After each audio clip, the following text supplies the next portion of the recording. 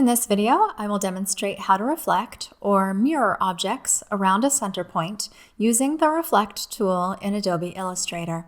This is a great tool for making symmetrical drawings. I don't know about you, but when I tried to draw this heart, for example, I had a hard time making the two sides match.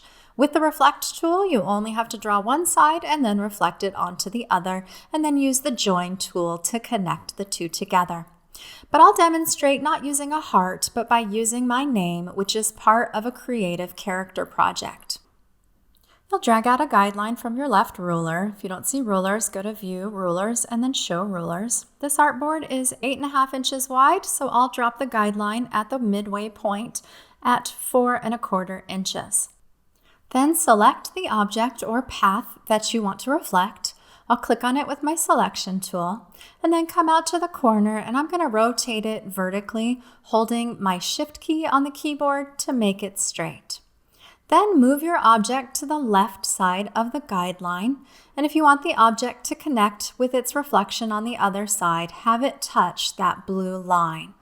With the object still selected, go to the toolbar and click and hold on the Rotate tool. This will bring up the nested list, and the Reflect tool is underneath that. Click on the Reflect tool and then press the Alt or Option key on your keyboard and click on the guideline below the object to bring up the Reflect panel. In this box, you can choose the axis in which you are making the object flip, and this axis is determined by that blue guideline, so the guideline is acting as the midway point for your rotation. We'll flip ours vertically. You can also adjust the angle of the axis as well, but we'll leave it at 90 degrees, and you'll want Preview checked so that you can see what it'll look like. Then you'll want to click Copy, not OK. Copy will leave the original in place and make a reflected version on the right side of the guideline. OK will use the original as the reflection. So copy gives you two objects and OK gives you one. I'm going to turn this shape into a character, and this white space between kind of looks like a person's head. That could be their collar, maybe the top part could be their hat.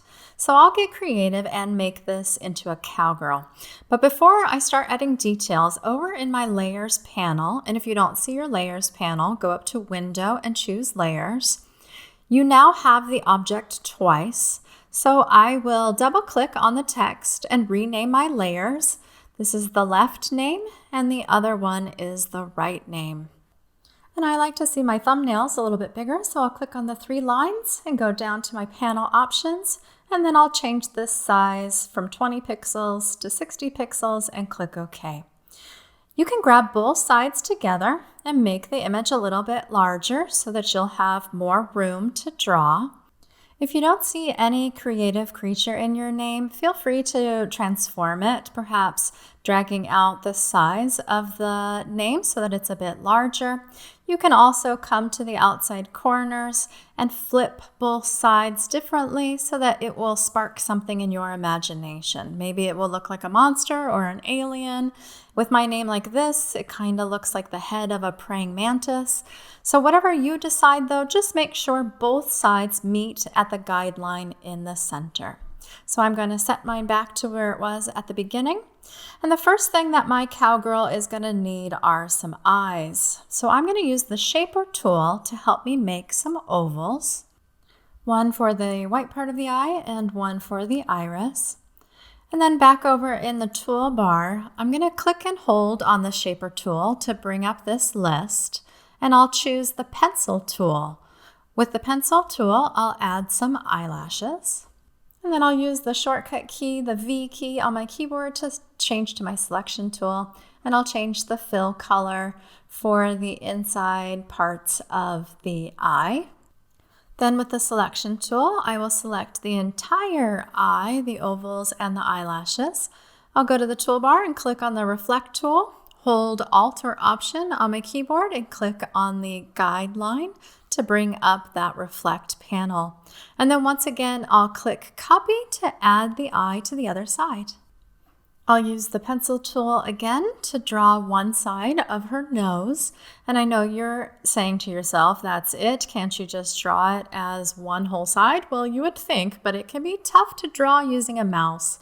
So I'll take the time to do the extra steps using the Reflect tool, knowing that each side will be perfectly symmetrical. And then I'll draw one side of her mouth using the pencil tool again. And I want her to look a bit cartoony, so I'm going to exaggerate the shape of her lips. Then I'll use the V key for the selection tool. Select those 3 lines, click on Reflect, hold Alt or Option, click the blue line, and copy. So now, once you have the lines for both sides, you'll need to connect them where they meet at the blue guideline. So over in the Shaper tool, click to hold and find the Join tool. Then go over to those lines where they meet and just brush on top. You don't have to be precise. And after I have connected and joined all of the lines, I'll use my selection tool and I'll just grab to verify that they are indeed now all connected, they are one. I'd like to make the lines of the mouth and the nose a little bit thicker, so I'm going to select those and then go up to the control panel and give them a stroke and bring up the weight of that stroked line.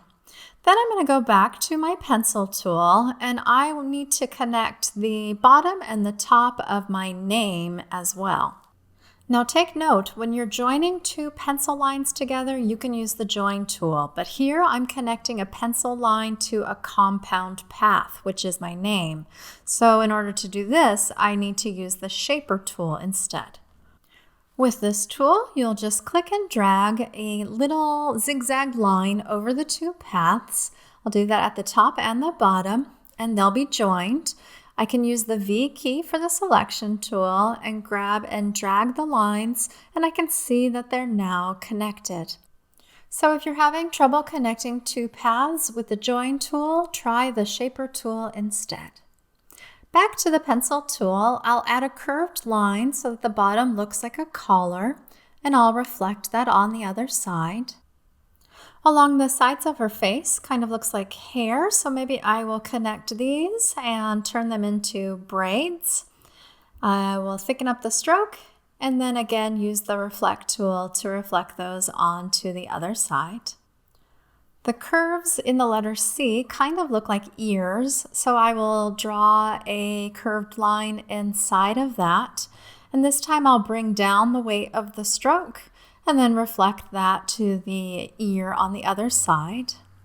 And I need to combine a pencil with a compound path, so using that Shaper tool, I'll draw my zigzag line, but be careful, don't start on the outside or it's going to delete your drawing instead.